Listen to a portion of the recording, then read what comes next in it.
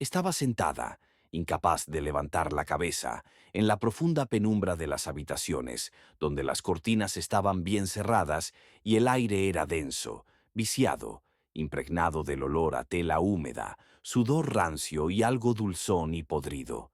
Sus manos temblaban cuando la criada, sosteniendo una copa de cobre, le limpiaba los restos de saliva turbia mezclada con sangre de los labios. La piel de su rostro estaba tensa, las sienes hundidas y debajo de los ojos se le habían formado ojeras oscuras, casi azuladas.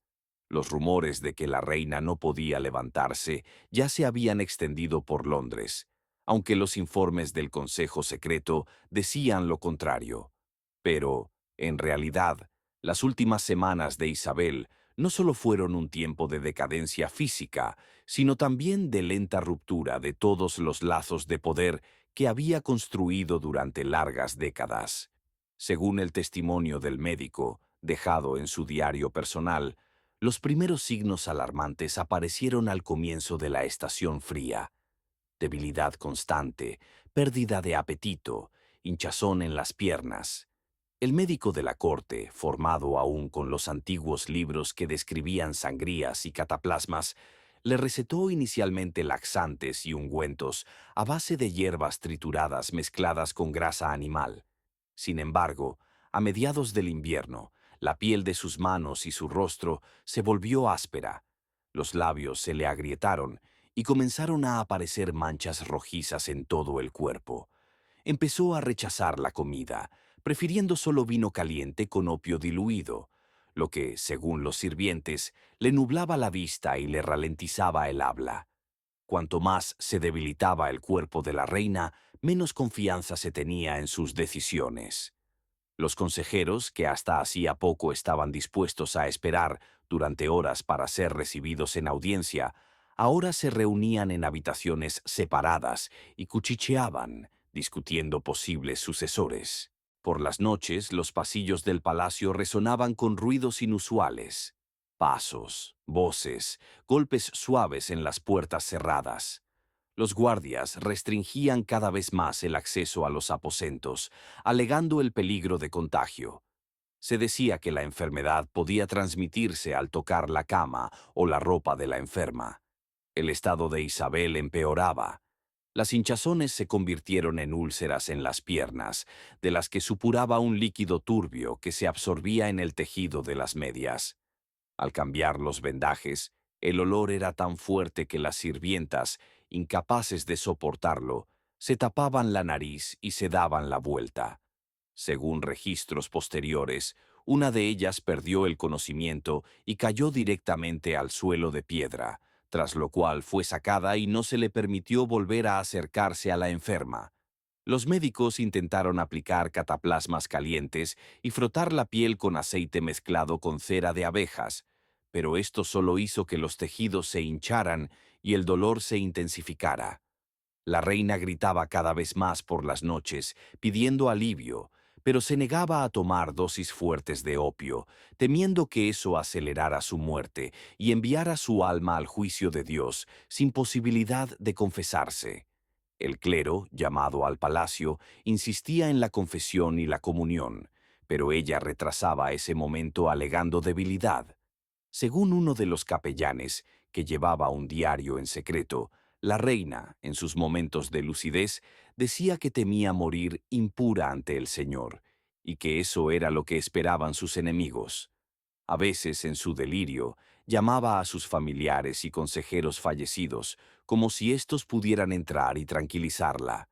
Los sirvientes, al pasar por delante de la puerta, oían fragmentos de frases recitadas en voz alta, como si ella no hablara con los vivos, sino con las sombras. Mientras tanto, la situación política en torno a su lecho se volvía cada vez más tensa. La vieja nobleza se esforzaba por mantener el control sobre la herencia, mientras que los jóvenes favoritos y consejeros intentaban hacerse con el poder. Los embajadores de las potencias extranjeras informaban en sus informes que la corona inglesa pende de un hilo y el destino del trono se decide en pasillos donde huele a muerte. La guardia se cambiaba cada pocas horas y se seleccionaba a personas que no tuvieran vínculos cercanos con ninguno de los bandos. Según uno de los informes, en los últimos días del invierno ya no levantaban a la reina de la cama. Su rostro se había vuelto anguloso, su piel era casi transparente y se le veían las venas oscuras. Su respiración era sibilante, con largas pausas, y a veces parecía que ya no respiraba. Los médicos, reunidos en la puerta, discutían si debía continuar con las sangrías, que, según sus cálculos, debían eliminar la sangre mala, pero que en realidad solo debilitaban aún más el organismo. Al final, se decidió limitarse a decocciones de raíces secas, pero Isabel las tomaba con renuencia. En esos mismos días comenzaron a llegar cartas a sus aposentos en las que, bajo apariencia de preocupación, se insinuaba la necesidad de ceder el poder. Ella las rompía, arrojaba los pedazos al suelo y luego ordenaba quemarlos en la chimenea. Los sirvientes contaban que después de cada visita, sus dolores se intensificaban y se quedaba sentada durante mucho tiempo, inmóvil, mirando fijamente a un punto, como si estuviera sopesando algo. Uno de los médicos escribió más tarde que la enfermedad de su cuerpo se alimentaba del aire envenenado de las intrigas, tanto como su sangre se alimentaba de la podredumbre de sus propias heridas. Era solo la primera fase de su declive, y ya entonces en el palacio quedó claro que ninguna pomada, ningún cataplasma, ni ninguna plegaria podrían devolver a la reina su antigua fuerza. Pero lo que comenzó en esas semanas era solo el presagio de días aún más terribles, en los que no solo su cuerpo, sino también el poder mismo comenzarían a desmoronarse ante los ojos de todo el país.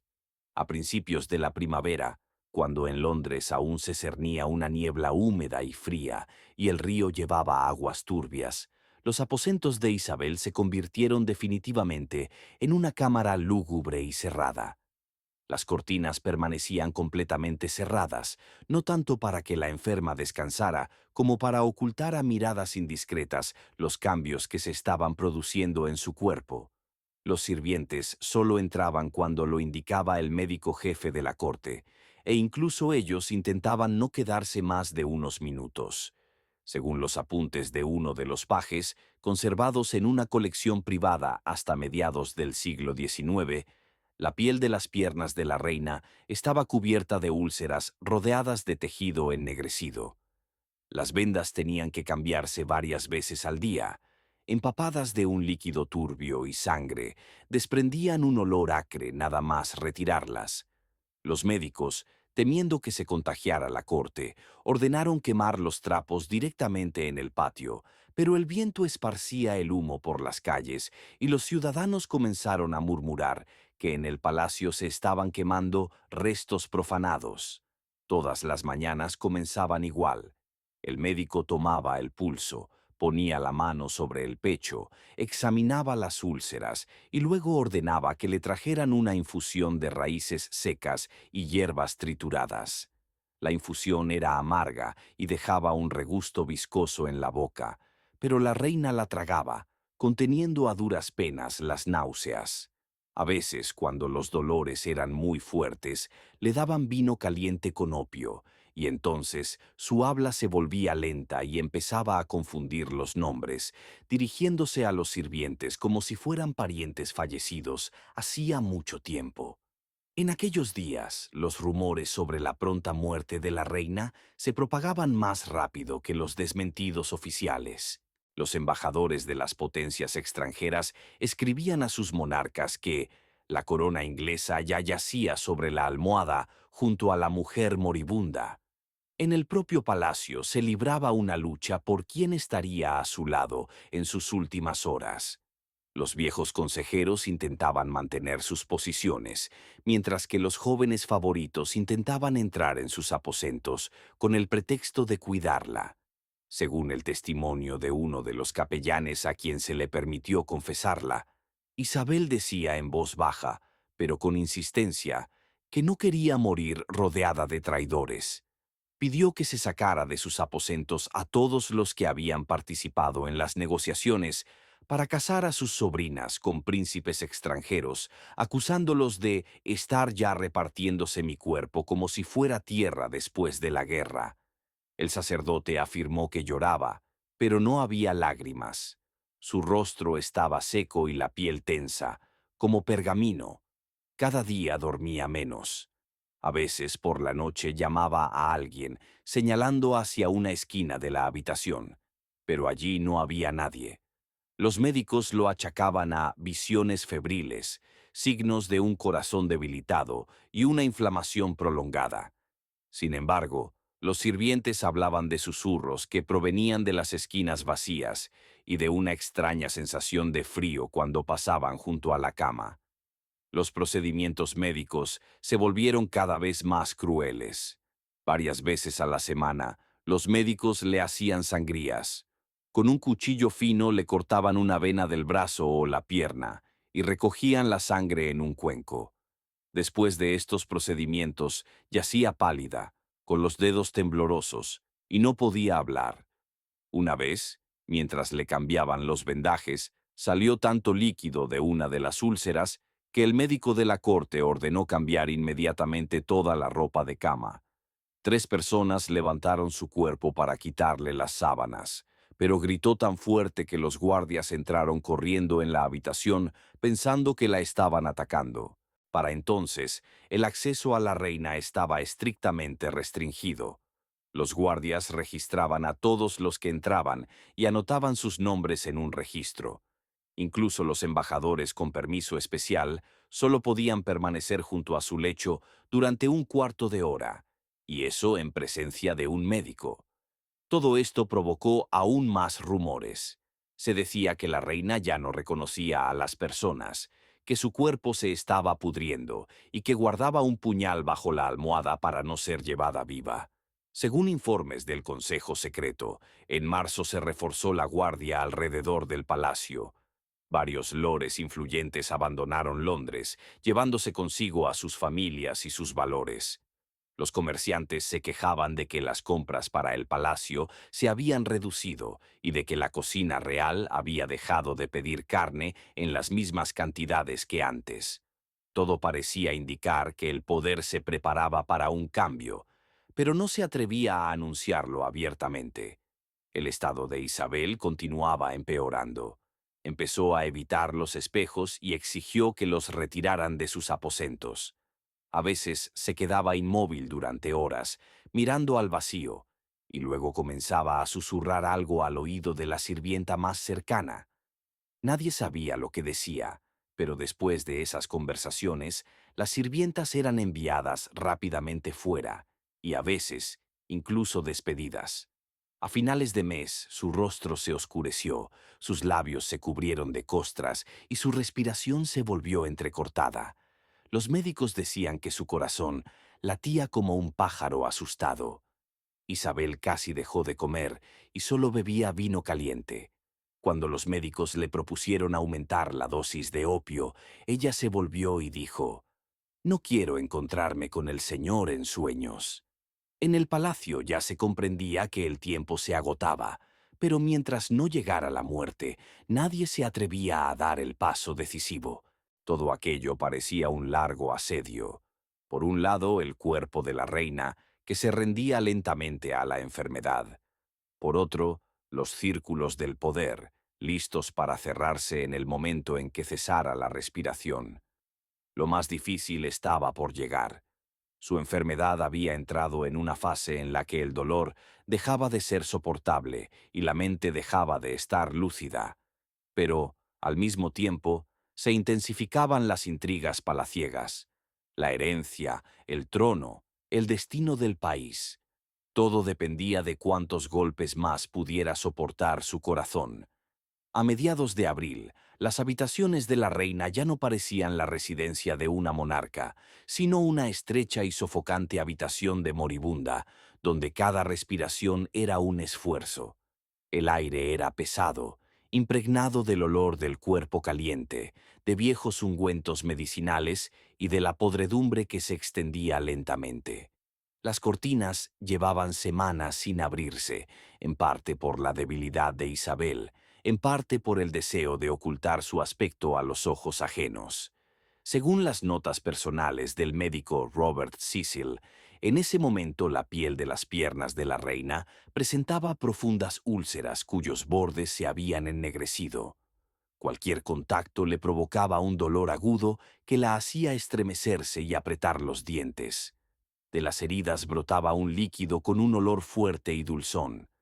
Los trapos con los que la vendaban tenían que quemarse en cuencos de cobre directamente en la chimenea para que el olor no se extendiera por todo el palacio. Ni siquiera estas medidas servían de nada. Los guardias que custodiaban la puerta se quejaban de que el hedor atravesaba la madera. Las sangrías, que seguían practicándose según la antigua medicina, solo le provocaban desmayos y una debilidad aún mayor. Después de cada procedimiento, permanecía inmóvil, sin abrir los ojos, y el pulso en la muñeca se volvía apenas perceptible. Los médicos discutían entre sí sobre qué era peor, dejarla sin procedimientos o continuarlos, arriesgándose a acelerar el final. La psique de Isabel cambió notablemente durante esas semanas. Cada vez más a menudo deliraba, hablaba con familiares fallecidos, llamaba por su nombre a consejeros que hacía tiempo que no estaban en la corte. Una noche, cuando una fuerte tormenta azotaba Londres, se levantó de la cama sin ayuda, apoyándose en el borde de la mesa, y mirando a la oscuridad, dijo: «Me esperan al otro lado de la pared». La criada que fue testigo de ello fue enviada al día siguiente al campo por motivos de salud. La tensión en torno a los aposentos alcanzó su punto álgido. Los lores y los cortesanos se dividieron en dos bandos. Unos insistían en convocar inmediatamente un consejo y discutir la sucesión. Otros exigían mantener la enfermedad en secreto hasta el último momento. Los embajadores de los países extranjeros llamaban a las puertas exigiendo una audiencia, pero se encontraban con la guardia y un seco mensaje: «Su Majestad está descansando». En el interior, según los recuerdos de uno de los pajes, se oían cada vez con más frecuencia gritos durante los cambios de vendajes. Cuando se abrían las úlceras, el dolor hacía que Isabel agarrara a los sirvientes por las manos con tanta fuerza que les dejaba moretones en las muñecas. A veces incluso empujaba a su confesor cuando éste intentaba leer las oraciones. Decía: «Primero, sacad a los que esperan mi muerte detrás de la puerta». Su cuerpo cambiaba a un ritmo aterrador. Su rostro se volvió amarillo, la piel de sus manos se adelgazó y aparecieron manchas azuladas en los dedos. Su respiración era sibilante, con largas pausas. A veces dejaba de responder a las palabras y, al cabo de unos minutos, de repente empezaba a hacer preguntas sobre la situación de la flota o el estado del tesoro, como si emergiera de las profundidades de la enfermedad por unos instantes. Por la noche, 2 o 3 guardias y un médico hacían guardia en sus aposentos. En el silencio solo se oía su respiración pesada y a veces los pasos en el pasillo cuando los consejeros salían de las puertas cerradas. Varias veces se produjeron enfrentamientos entre los sirvientes y la guardia. Los que querían entrar eran rechazados y gritaban que mantenían a la reina en cautiverio. Para entonces, el motín en los pasillos era tan peligroso como la propia enfermedad. En uno de los informes secretos enviados al Consejo, se decía que, si la muerte sobrevenía de forma repentina, se derribarían las puertas y se llevaría el cuerpo a una residencia ajena antes de que se leyera el testamento. Esto fue el motivo por el que junto al lecho de Isabel había constantemente un guardia armado, no para proteger su vida, sino para proteger el poder que ella aún simbolizaba. La primavera avanzaba, pero en sus aposentos no cambiaba nada, salvo la velocidad de la descomposición. El dolor se hizo constante y las úlceras corroían los tejidos cada vez más profundamente. Incluso los médicos, acostumbrados a casos graves, comenzaron a evitar los exámenes prolongados. Uno de ellos, En una conversación privada con una persona de confianza, dijo: «No la estamos tratando, solo nos aseguramos de que no muera antes de que ellos estén listos». Ya no era solo el declive de una monarca, era una espera prolongada y dolorosa del final, en la que cada minuto acercaba al país a un punto de inflexión y al palacio a una explosión de intrigas. A principios de mayo, su respiración se volvió apenas audible y su rostro adquirió un tono grisáceo, como si la sangre hubiera desaparecido bajo la piel. Los dedos de las manos y los pies se enfriaban incluso bajo varias capas de mantas de lana. Los médicos, reunidos alrededor de su lecho, ya no discutían. Sabían que el desenlace era inevitable. Su tarea se reducía a registrar cada hora y preparar un informe para el consejo. En las habitaciones reinaba el silencio, solo roto por alguna que otra tos y el chirrido de una silla cuando alguno de los médicos cambiaba los vendajes. El olor era tan intenso que incluso los guardias que custodiaban la puerta se cubrían la cara con pañuelos empapados en vinagre. Los vendajes de las piernas de Isabel ya no ocultaban el color negro de los tejidos. Debajo de ellas, la piel se desprendía en trozos y con cada movimiento aparecían nuevas grietas. A veces, de las heridas brotaba un líquido espeso y oscuro que los médicos limpiaban con cuidado con trapos que inmediatamente arrojaban al fuego. Ya era imposible ocultar los rumores sobre su estado. En las calles de Londres se decía que la reina había muerto y que en el palacio tenían a una doble para ganar tiempo. La gente se reunía a las puertas del palacio exigiendo noticias. Los embajadores de las potencias extranjeras exigían una audiencia inmediata, pero eran rechazados. Algunos veían en ello un presagio de cambio de dinastía, otros, el peligro de un golpe de Estado. Un día antes de su muerte, dejó de comer definitivamente. Solo bebía vino caliente con una gota de opio para aliviar un poco el dolor. Tenía los ojos nublados, pero en los raros momentos de lucidez pronunciaba frases cortas. «No se lo entreguen. Que lo entierren conmigo». Ninguno de los presentes se atrevió a anotar de qué hablaba exactamente. La noche antes de su muerte fue inquietante. Reforzaron la vigilancia en el pasillo y solo dejaron en la habitación a un sacerdote y dos médicos.